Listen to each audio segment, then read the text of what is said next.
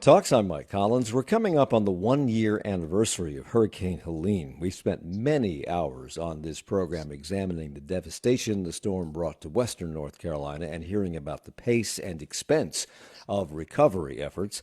One area of that destruction and recovery that we've only touched on is the damage done to western North Carolina's community of artists.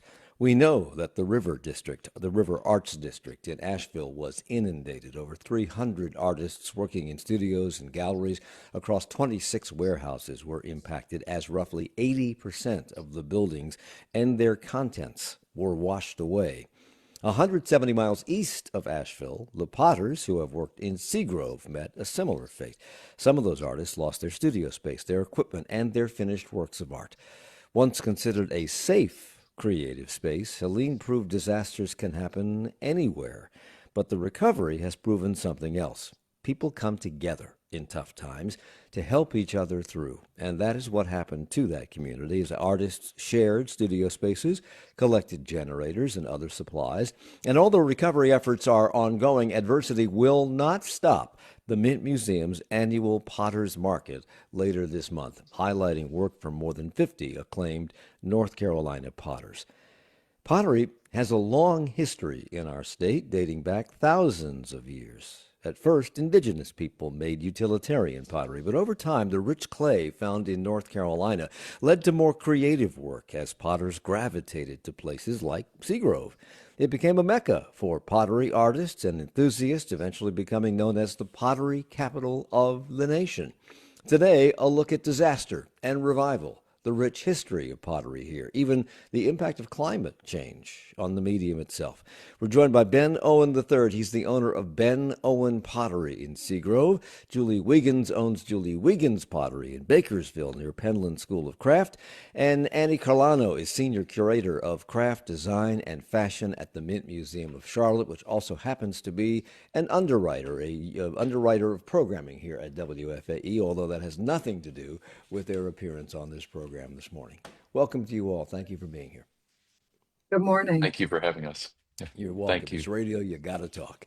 So let me begin with Ben and Julie, the two potters in our midst. We're going to talk about the art and craft of pottery and the importance of Western Carolina, North Carolina, and the importance that it plays in the creation of those artifacts in a moment. But first, let's talk about how you and others were affected by Hurricane Helene about a year ago. How bad, how widespread was the destruction in your area, Ben? The Seagrove community is much more east of Asheville and the mountains. We had more rain and some wind, but nowhere near the devastation, the damage that was taking place in the mountains.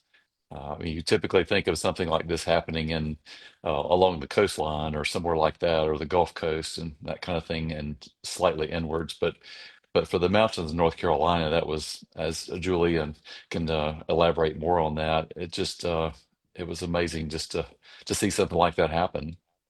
Julie?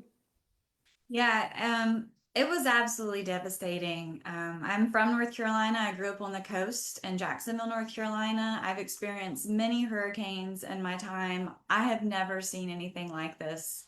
I moved to Penland 4 years ago from Charlotte, and I was thinking I'd have this beautiful, tranquil, chill life. And boy, was I in for a rude awakening. I've never seen water at that velocity come down the mountain the way it did. Everywhere around me was a river, and we were completely cut off. It wasn't just the water, it was the trees. So in Mitchell County, we have the most amount of trees in the state. We lost 60% of our trees, and they're still coming down. So, we didn't have power for 6 to 8 weeks. My home was the first distribution center in the area. My friends and family on the coast were sending box trucks up on day 3, and I was able to supply my holler families and my artist community with the basic supplies that we needed. And the beauty about being a potter is that we are all family, no matter where we are, and our family and across the state. And Seagrove with Ben and Fred Johnston, they drove up here with tools, with machinery to help get the trees off our houses.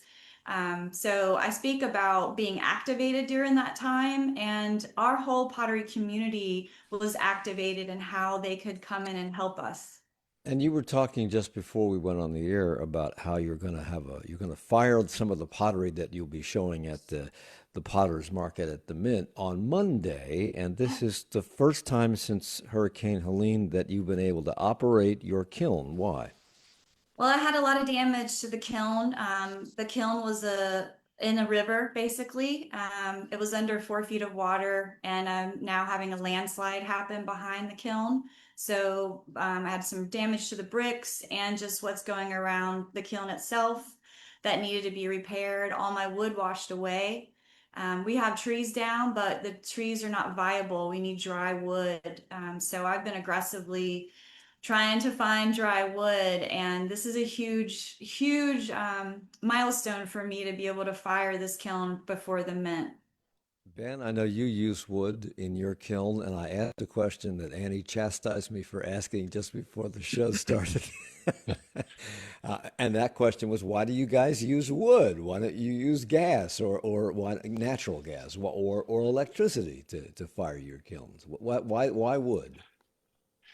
Well, it's a great question, and it really can be answered in many different ways. The early type of work that was made by early settlers in this area were all fired with wood just because it was the source of fuel for heating the pottery to take it to a temperature to melt and vitrify the clay, make the glaze, or eventually become a glass and a waterproof surface on the vessels. But for wood firing today, especially fast forward to this time, 20th, 21st century, potters choose to fire with wood because it's almost like and a chef deciding to, instead of putting salmon in the oven and baking it in a conventional way with maybe with some seasoning, you put it in a smoker and you enhance the flavor. You take and add things to it that only that method of firing can give the accents to the pieces and know that it's unique. And try to recreate something like that in a gas or electric kiln is, Yeah. it's almost like adding artificial sugar to a cake recipe instead of the real thing, It's or in the interesting you form of should a fruit. Interesting you should mention that because on, I think it was Friday night, I had dinner at a restaurant that says it doesn't have any gas or electric cooktops. Everything is done over open flame and wood. And let me tell you, Well, you can taste the difference. It was wonderful. I read that the Arts District in Buncombe County, Asheville, that was wiped out by by the floods, brought in a billion with a B, $1 billion a year in annual sales prior to the storm. To me, that's astounding.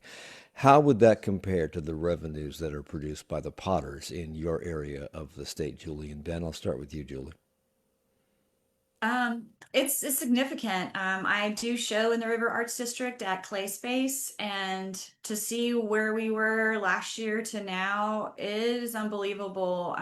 The Potters, we're richly rooted in this area. People come from all over the country to buy ceramics, not just the Asheville area, but throughout the state.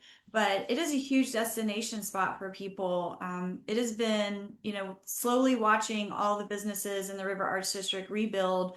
The lower street it's not going to be able to, we're years away from the infrastructure for that to be in place. But for us, as far as revenue, I mean, we're just we've been hit so hard. We're just not seeing people come up the mountain to buy work. There's really nowhere for people to stay. Hotels and small little places. Like I have a little Airbnb here. People are slowly starting to come back, and we have our own market coming up here after the Mint, the Spruce Pine Potters Market. We didn't have that last year. That is a huge moneymaker for a lot of potters here. So we lost significant income last year. Well, we still Ben? are. Ben?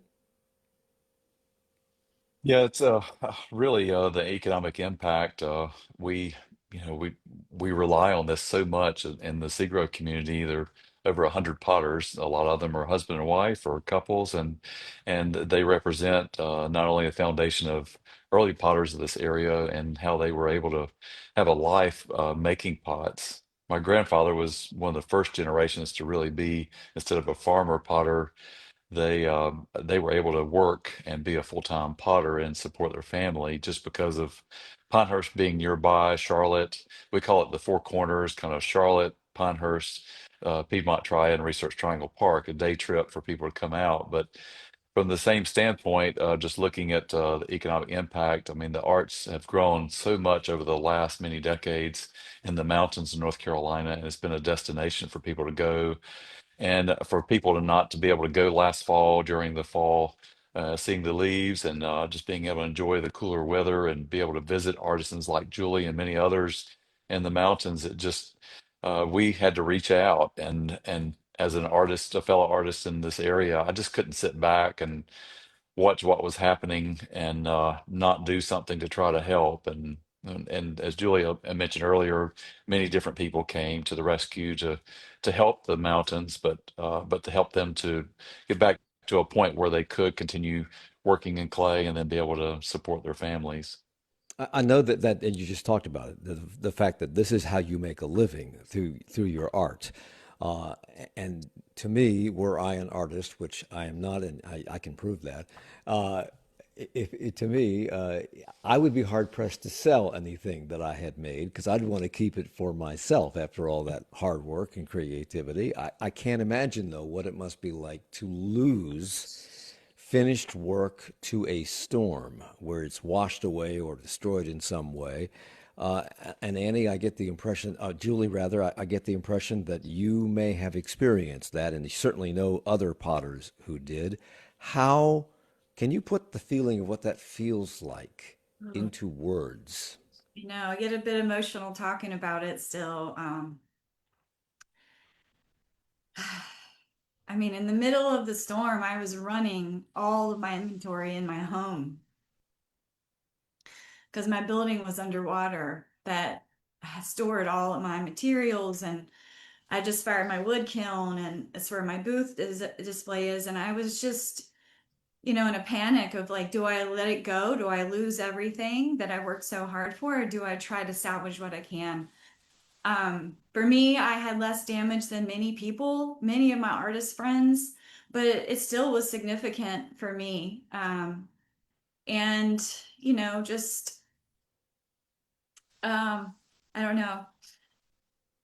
What's been the biggest struggle, I think, is those of us getting back to work. We have a bit of a survival's guilt. Many of us still have a home, but there's still trauma around the survival stages of those months, that has made it hard for us to get back to work, hard for me to get my studio and think about making these objects of joy, which I love doing and I love that people connect to it. But when my community was still needing generators and needing basic supplies, there was no way I could get in my studio and work when I finally did get power back. I'm so committed to my community and helping us rebuild, constantly working with our events committee with Downtown Spruce Pine to raise money and create opportunity for artists here to make money. I will say the beauty of the story is how we all came together.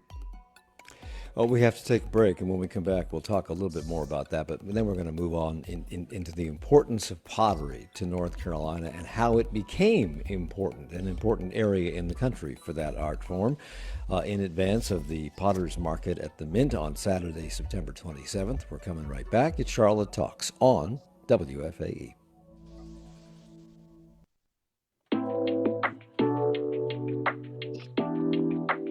On the next Charlotte Talks, our city's primary election results. After dismal numbers and early turnout, those numbers began to climb last week in what is normally a low turnout, but still very important election for seats on Charlotte City Council and the office of mayor. We look at the results of this primary election, and we also look ahead to November and some of the issues at play. That's tomorrow morning at 9. I'm Sarah McCammon. Yu Thant, a practicing Buddhist from a remote town in Burma, had a meteoric rise to become the first non-Western Secretary General of the UN. He was a school headmaster of a little wooden school in this tiny town in Burma. Within 10 years, he was at the very center of this new global politics. His grandson shares his story next time on Here and Now. Join us for Here and Now today at noon on 90.7 WFAE. I'm Steve Harrison, WFAE's politics reporter. From the government center in Uptown to the State House in Raleigh, the decisions politicians make affect you every day. And in an increasingly polarized political landscape, it's harder than ever to cut through the noise and get to the facts. That's why I publish the Inside Politics newsletter every Friday, to bring you the inside story. Sign up for free at wfae.org/newsletters. It's Charlotte Talks on Listener Funded 90.7 WFAE and WFHE. I'm Mike Collins. We're talking about the importance of pottery making in North Carolina, to North Carolina, and to the fact that we are the kind of recognized, at least the mountains around Seagrove, or the area around Seagrove, is recognized as kind of the pottery capital of the country. Ben Owen III is here. He's a fifth generation potter, I believe. Sixth generation. Sixth generation potter, and owner of Ben Owen Pottery in Seagrove. Julie Wiggins is the owner of Julie Wiggins Pottery in Bakersfield. Both of them will be part of the collective of artists exhibiting and selling their wares at the Pottery Market at the Mint Museum on Saturday, September 27th. And Andy Carlano is senior curator at the Craft Design and Fashion at the Mint Museum. Annie, I know that museums plan things way in advance, and Julie was talking a minute ago about not being able to produce their local show last year, but the Mint has been producing this show for a long, long time. Was this maybe going to have to be on the back burner? When did you know you could actually go through with this year? I think we knew the day after Potter's Market 2024 that the museum and the community was going to find a way to bring potters together again. This is the 19th Potter's Market at the Mint Museum, and we were confident. Again, you heard Ben and Julie talk about clay community in this state. It's unlike anything other than the clay community in northern New Mexico, which is similar. And it's not so different from the food community, I have to say, meaning that everyone comes together, not just the potters, but those of us who support the potters either through research or publication or Potter's Market, or the collectors, the gallerists from throughout the country. So where there's a will, there's a way, and we made it happen. And I have to say, the reason we could afford to make this happen again was through the generosity of Principal Foundation. And I have to underscore their generosity. They are funding every potter in this market. They're paying the booth fees. It costs the artists nothing. And that's a tremendous gift. They're sponsoring in other ways, but when they let us know through their charitable giving that they wanted to make it as easy for the potters to participate, given the devastation, losing your home and just losing the ability to move about. What Julie and Ben have not yet talked about is the fact that some of us who wanted to help, bringing up water and other ways of assisting up in the mountains, you couldn't get there. Roads were blocked. So it is a miracle that Ben and Fred Johnston and others from Seagrove even got there. But that's the dedication of our ceramics community. And I'm getting emotional like Julie. It's certainly one of the, I have a very multifaceted job at the Mint. I oversee 3 vastly different but connected areas. This is one of the most joyful responsibilities of my position here. You've mentioned that, I've mentioned that this is kind of the pottery capital of the country. Annie, you mentioned that this is, I guess, the first.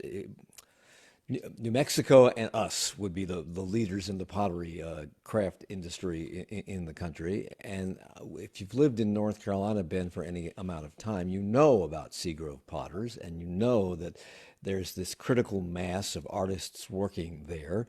I'm just wondering why. And your family goes back almost to the very beginnings of this. How did Seagrove and that area of North Carolina become this epicenter of the creation of pottery?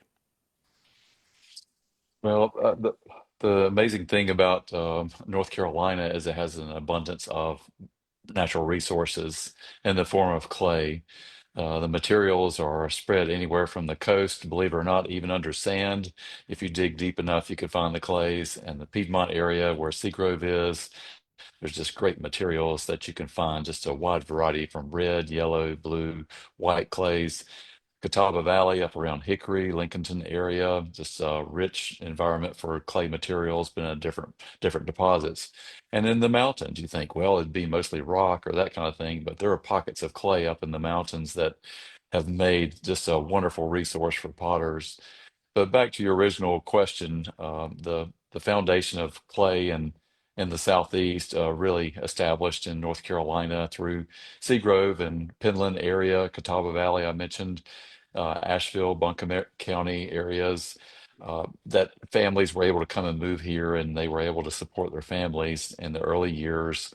And they were mainly farmers, but they made pots on the side, either in the winter months or the off season from dealing with crops and other things like that to support their families. But the 19th, late 19th, early 20th century, aside from making storage jars and containers and things like that, the 20th century brought on a whole new look or a pivotal point in what was going on in the world of clay and more specifically pottery. The Industrial Revolution had taken clay to a different level, or glass, metal containers, and things like that that were being produced that the local mom and pop potters that made work in the small pockets or villages, they couldn't compete with industrial methods.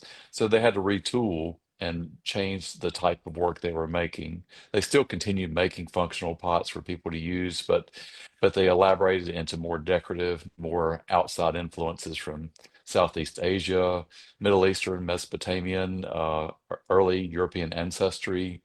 But in short, it just really opened a whole new palette of color, design, more creativity, learning more about form and design, looking at other cultures.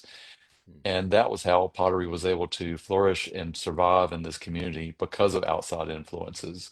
The Busbys, Jacques Juliana Busby, that came to Seagrove area, they discovered the potters kind of at an idle state, and they thought, wow, we've got to do something. They have such excellent craftsmanship in these vessels they're making. How can we be instrumental in helping? Very much like the Mint Museum. The Mint Museum has been such a great foundation of educating people, whether it's the pre-Columbian exhibition there to more modern and contemporary types of ceramic work by artisans from all over the world that have been able to showcase here at the Mint in North Carolina. That not only are we educating people about the history and the foundation of clay, but we're also telling them about Penland School of Crafts, that you can go and have your hands put some clay under your fingernails and go take a class there, or John C. Campbell and other schools that are around the state. That the clay is a big part of our foundation, and we're very grateful for that. Julie, you've been doing this for several decades now, I take it, because I know you majored in this at college, and you had your own studio here and your own shop here in Charlotte, and a couple of years ago you moved to that area of the state. Was that simply to be in the collective, so to speak, of potters, because there's a synergy and an energy there when you're around others of like minds? Absolutely. So that seed was planted for me back in the 1900s. In 1997, I came and took a class with Dan Finnegan, and I was 19. I was a young, budding artist, and I'd never been to a place like Penland. And I just was so drawn to the vibration and the energy and the connection to the Appalachian craft. So you can feel it here, like it is rich, and that creative spirit. And I wanted to be part of that community. I mean, my neighborhood, my walks with my dog now are more like, hey, what'd you make today in your studio? Or I'll call up a friend, hey, I need a thermocouple. I need, instead of like, I need a cup of sugar, it's glaze material, and, a Potter's around the corner where I can go get that thing. Especially now that our clay distributor flooded. We're talking a little bit about scarcity. Our materials are shifting all the time. So, living here in a place where I can, have access to other people is great. And I knew I always wanted to live at Penland. Um, Annie, we're going to talk a little bit about the different styles that Julie and Ben are involved in terms of their own work. But from the 30,000-foot level that the Mint Museum might have, talk to me about the work that's being done in that area of our state now and over the decades that makes it worthy of a museum's attention. Oh, well, that would take an hour. Because the clay community is so rich. And what has happened, I think Ben very eloquently covered the history in Seagrove, and a little bit the mountains. But let's talk about this century, because we're already 25 years into it. And for me, what's so exciting about what's going on in North Carolina today with ceramics is we have two things simultaneously going on and intermingling, and that's the tradition, those Seagrove potters, the potters in the mountains who are continuing not just wood fired or salt glaze or ash production, but are taking those traditions to a contemporary level, either due to form or maybe glaze innovation. So you've got tradition based and coming from ceramicists who've been here at least for decades. But because we are the clay state, people are moving here, ceramicists, potters, from all over the country and all over the world. And they are bringing their traditions. I think foremost of Japan, the impact of Japan, even on our friend Ben Owen here, and Asian ceramics. I'm looking at one of his beautiful large vessels, and I think of your mantra, Ben, keep it simple. So you have ceramicists here who are influenced by an Asian aesthetic, in part because of potters from Japan being here, and in part because of their own world travels. And you have people moving here from the Middle East. And I do want to say, as Ben pointed out, it's not just Seagrove and the mountains. We've got great talent everywhere. And I'm thinking of people, Greensboro, and just throughout the state. So it's the influx of people coming here because of the clay community. And so you have a variety of styles. There's no longer one style unless you want to talk about traditional, functional stoneware, for example. And Ben, Ben, your family came here to farm. This is a long time ago. They didn't come here to be potters or ceramicists. They came here to farm, and they found out that I guess the clay pottery was something they did because they needed containers. They needed the utilitarian container to put things in. But at what point did your family begin to look at these as objects of art and begin experimenting with the different forms, different shapes, different glazes, and seeing these things not just as jugs to put things in. When did that happen? Well, the interesting thing was when I mentioned earlier about the Busbys that came in and other catalysts came into the This is area the Busbys that you're referring to were in the 1920s. Is that correct? early 1900s, yeah, Okay. teens.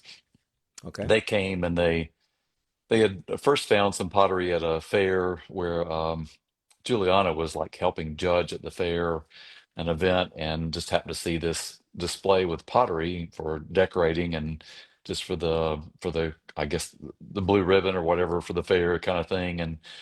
And they were more interested in the pottery, like, well, we love your display and what you've done with this, but where did these pots come from? So it led them on a journey and just trying to find a way to come down to a little community called Why Not.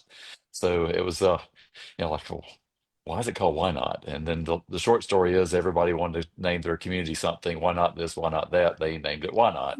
So it's just right outside the town of Seagrove. So now it's just a road on a sign on the side of the road. But anyway, my point being is they had this journey coming to find the potters that were making these pieces and they saw them as, well, we're just farming and we can't compete with this glass and metal containers and things like that that's now being produced, that we're just going to have to go and work in other trades. But for the potters that were willing to listen and change and adapt, they took it on as an adventure to teach them some things from Southeast Asia and other things I touched on, that more colorful glazes, more ornate in design, and thinking about the surface of the vessel, creating a different dimension than it just holding 1 gallon or hold a candle in it and that kind of thing. So, but how do you stylize something like that and it still be a sense of beauty? And that's how really the from the 1920s, a little over 100 years ago, they began introducing these type of pieces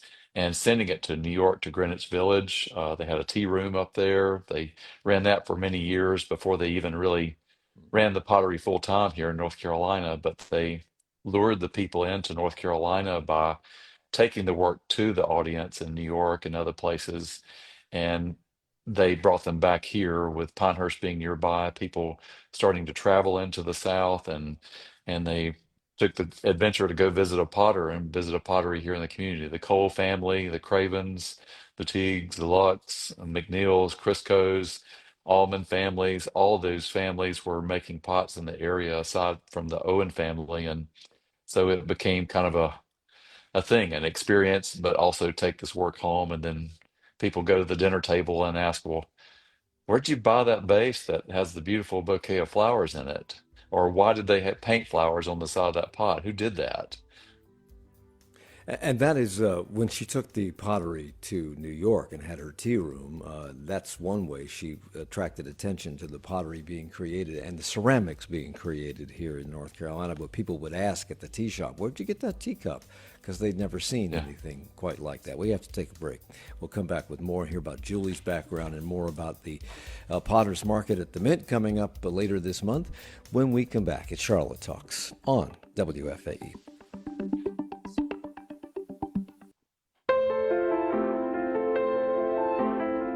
Coming up on 1A, President Trump has repeatedly tested the limits of the law, including by trying to end birthright citizenship and enacting sweeping tariffs without congressional approval. Hundreds of lawsuits have been filed against his administration in response. Next time on 1A, we look at how challenges to Trump's presidency are playing out in court. That's in 20 minutes right here on WFAE. Hey everybody, it's Kai Risdall from Marketplace. If you happened to have gotten a new car over the weekend, maybe a new electric car, and you're wondering what to do with the old one, you could donate it to WFAE. Whether it's running or not, your car or truck could bring significant funds that help keep Marketplace and everything else on the station running smoothly. The process is easy, the pickup is free, and your gift to WFAE is tax deductible. Win-win. Here's how to give. Go to WFAE.org/cars to get started. Support comes from WFAE listeners and Mazda of South Charlotte, committed to bridging the gap between adventure and adventurer by helping people select vehicles that fit one's lifestyle. More at Mazdaofsouthcharlotte.com. and Trinity Oaks, a Lutheran Services Carolina's senior living community in Salisbury. Trinity Oaks offers active senior housing, amenities, and an array of activities to fit a variety of lifestyles. Details at trinityoaks.net. It's Charlotte Talks on WFAE and WFHE. I'm Mike Collins. We're talking about pottery in North Carolina, the importance of pottery, recovering from the Hurricane Helene about a year ago up in the mountains there, where much of it is made. It's the epicenter of pottery in the United States. Ben Owen III is with us, owner of Ben Owen Pottery in Seagrove. Julie Wiggins is here, owner of Julie Wiggins Pottery in Bakersfield. They're both exhibiting at the Potter's Market at the Mint on September 27th, and Andy Carlano is the senior curator for craft design and fashion at the Mint Museum. Your work, Ben, is described as incorporating a foundation in early American designs as well as influences from Asia, Europe, and Persia. And the results of your work can be found in museums all over this country and, in fact, in Japan. And I believe you are also the recipient of an award. I'm going to mispronounce this. The Xinjiang Ceramic Institute in China. Help me with that. Is that how you say that, Ben? I'm not sure. So, Thank you. Annie, do you know? I do. You said it Okay, Julie? correctly, I think. Julie? Mike? Yeah. I got my graduate degree from Jingdezhen Ceramic Institute. So Ben and I are both yeah, very familiar with that area. But you did a great job, yeah. Mike. Did a great job. Okay. Well, then, Julie, Ben comes from this long line of potters. You're relatively new to this, it seems to me, in the scheme of things when you compare it to Ben. You received a BFA in ceramics from East Carolina. How did you come to this art form? Because you're also a dancer. What was it about this that attracted you to it? Well, I was honestly, I went off to East Carolina, not sure what I was going to get my degree in. And I was working with now very good friend, fellow potter, Jen Mecca, at a coffee shop. And she was getting her degree in ceramics. And I said, oh, I didn't know that was such a thing. And I started going and watching her work. And I was hooked. It was love at first sight. I was something I was good at. And, you know, like you spoke to me being a dancer, for me it's dancing with my hands, and it's just another form, another extension of movement. So it really resonated with me, and I have never looked back. I've been so curious about the material. I've been traveling the world studying ceramics. Like I mentioned, I went to Jingdezhen Ceramic Institute in 2005 and received my graduate degree. And I haven't just stopped there. This summer I was in Greece doing a ceramic residency. And in Italy, like I'm chasing those historical pots and I'm trying to give them a nod to history, but with my contemporary flair and version. So I'm always looking at how I can, use these old traditional forms with this like new age way. Um, I hope that answered that. Yeah, I misspoke a minute ago. I associated the fact that Ben is on display at a museum in Japan with your honorary degree from the Xinjiang Ceramic Institute in China. How is that influence, that Eastern influence, reflected in your work, both in the shape of what you create and in the designs you put on it? Because some Yeah. of those designs are incredibly delicate but Yeah. complicated. Yes. So working in porcelain, that was where I really came to love porcelain.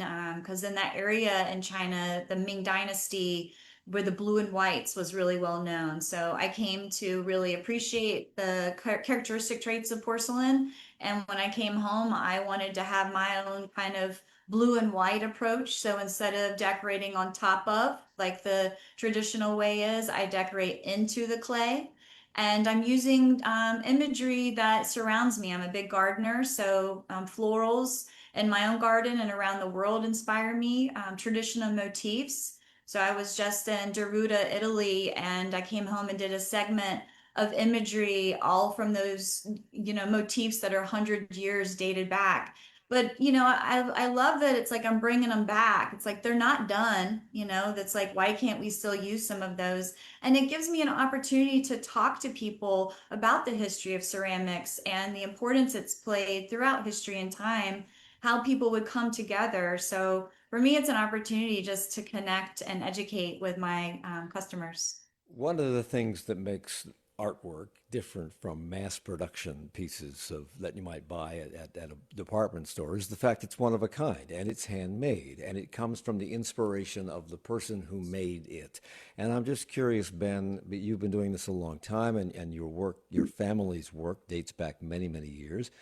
How you keep it fresh? Where do the new ideas come from? How do you prevent yourself from just churning out the same thing every time? That's a great question. A lot of people have asked, well, will you continue making some of the old things and the foundation Mhm. of your work and your family's work, or will you branch out and do new things? And through experiences back in the mid 1990s, after I was out of college, I actually went to school at East Carolina University as well, and but I wanted to take an extra step and just being able to be immersed in other cultures. And one of the things that really stood out was through a fellowship I had in Japan, where I worked with potters firsthand in a village there, and just had a whole summer to really work and make pots and understand the history, such a rich foundation and tradition there, even deeper than what we have here in America. But it was through that experience I came home with so many new ideas and things I wanted to do. But I'll never forget my father saying, okay, son, just I know you have a lot of new ideas, but just go slow with it. Just try to introduce some of them slowly through what you do. And it was through the surface treatment, it was through either carving on the surface, or it was with the science of working with glazes, creating a different palette of colors and textures. And even more, it was how we were firing our wood kilns. As I touched on earlier, wood was a source of fuel for a lot of potters to finish work in this community. But when I went to Japan and through other experiences, I was able to understand that taking a longer approach to the firing, going and holding the kiln at a temperature over and above 2300 degrees Fahrenheit for anywhere from 48 to 60 hours, that you create a whole different palette of colors and effects that are on the surface of the clay vessels through the deposit of the ash, other effects that take place along the way, or the ash overlapping a pre-applied glaze on the surface that you can tell the mark of a wood-fired pot.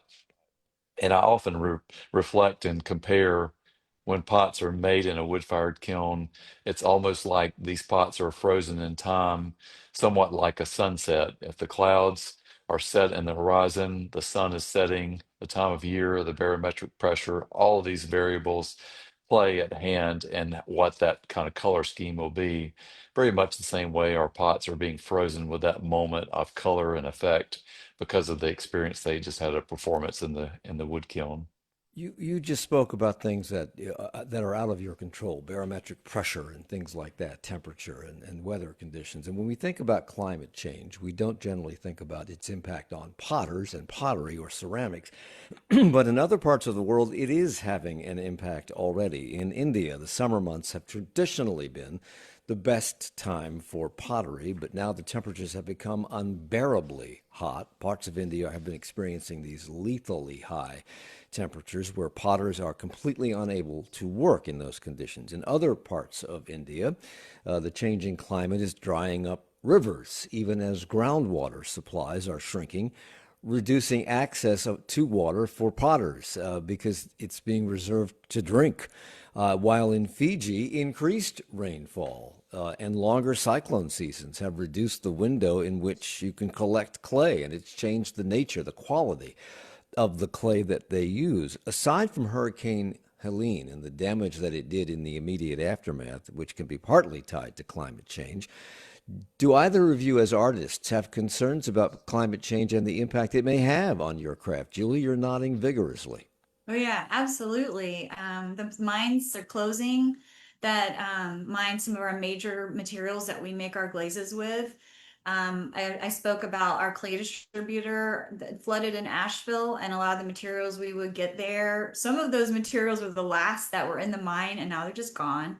I started to see the scarcity when I was doing my studies in China, and then really saw it again this summer in Greece. And now, where these places were firing wood kilns prolifically for centuries, I understand now why they aren't. And we're just starting to see that result here, of having materials that we need. You know, my clay has gone up 50% since spring.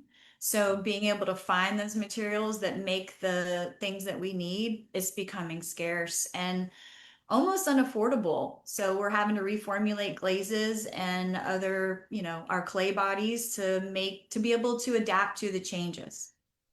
You want to add to that, Ben, or did she pretty much cover it? I think it's really true. I've had to change as far as my sourcing of clays, which has opened opportunity for me, but it's also required more time to research it. But I'm finding clay deposits where I actually have to go and hire or rent equipment and dig the clay myself, just because I want to know that I have a supply of clay for the future. And Which, we are fortunate we have the which is how facility. it started. Uh, It's not that how it mhm. started for you. Were you not given the Uh, job by your grandfather of going out and finding the clay and removing the rocks and stones from it so it could be worked with in the shop? I would help with the processing, but early on I didn't source it, but they knew where to go and find it in the area. But now I'm even reaching out to Catawba Valley area down near Charlotte, Kings Mountain area. I use a clay from there because of just some of the byproducts that are in those clays that help enhance our colors. So it's very much like a chef sourcing food to table. A lot of the ingredients that go into making a dish really wonderful in our world, making a clay be successful with a good backbone that it holds up, the structural integrity of the material is going to hold up. You spend all that time working and making the vessel, decorating it, firing it, and then it cracks. We can't sell crack pots, so Right. it's just you need to know that you have a foundation of materials to work with. But some of If our ingredients for glaze, making the colors in glass, have triple or quadrupled. Some of the ingredients of like from copper, I heard it's going to change. It's going to go up 50% soon on the cost of it and other variables. So we try not to pass it on to our customers, but some things we've been forced to have to increase our prices just because of that. And we just trying to do the best we can to keep it manageable. If you need clay, you can come to my backyard anytime you want to. Annie, I don't want to run out of time before we talk a little bit more about the Potter's Market, which is coming up at the Mint on Randolph Road on the 27th of September. Both Ben and Julie's work will be on display and for sale, along with about 50 other potters at that Potter's Market. It's also an opportunity to just look at the work, very much like you would at the museum. How would you describe this 19-year running one-day event, I Annie? would describe it as the largest and most important display of the breadth of work going on in North Carolina, the diversity of styles, um, the opportunity, unlike a gallery, the opportunity you have to meet the potters, to talk with them about the work that maybe you're buying, or um, and get to know that artist. I'm sure Julie and Ben will tell you that they have made lifelong friends through the Mint's Potters Market. Um, and I would say most of all, of course, because the Mint being a museum and very education focused, it's an opportunity to really learn. You too, Mike, should could come and understand what a wood-fired pot looks like versus a pot fired in a kiln, or understand how a particular maker has manipulated the clay to create sculpture, because I want everyone to know that Potter's Market gives you the opportunity to buy a mug like this, although this is from Penland, I cannot lie, Penland 2023. Um, but there you go. Um, Yeah. at any rate, you can buy things that are useful and beautiful, quote William Morris, but you can also buy sculpture that's useful because it increases your well-being, Yeah. and beautiful. And we're also going to have a beer garden. There will be live pottery demonstrations. So what Julie and Ben haven't talked about is how they make what they make, right? they tend to throw pots on a wheel, but there are potters who do not so much in this rendition, the 19th Well, like Potter's Jimmy. Market, but there is coiling. There are people who work with slabs. There you go. There's some coiling. And Yeah, then, for those who are listening on the radio, they can't see the visuals. I just want Yeah. we're seeing each other, but Ah, our listeners can't see it. thank you. Very very quickly, because I'm running out of time. How do you select these 50 artists for this presentation? Well, the Mint Museum hires national jurors. And this year, I have to say, they were extremely illustrious. Mindy Solomon from Mindy Solomon Gallery in Miami, Nancy Strickland Chavis, who is the director curator of the Museum of the Southeast American Indian at UNC Pembroke, and Kevin Snipes, who's a nationally known ceramicist based in Philadelphia. They were our judges, and they call from those who've it's juried, and so we have a little more than 50 potters this year, and I have to tell you, 30 of them are from Western North Carolina, and then we have 10 who are new to Potter's Market for the first time. So those of you who have come to Potter's Market before and think you've seen everything and know everything, you will still see new work, and new work by potters you love.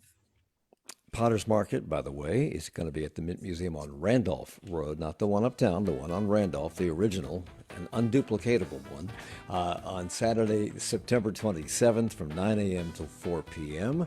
Andy Carlano is the senior curator for craft design and fashion there. And two of our other guests will be exhibiting and selling their work. Ben Owen III from Ben Owen Pottery and Julie Wiggins, owner of Julie Wiggins Pottery. Thank you all for the hour. Thanks, Mike. Charlotte Thank Talks is a you. production of 90.7 WFAE.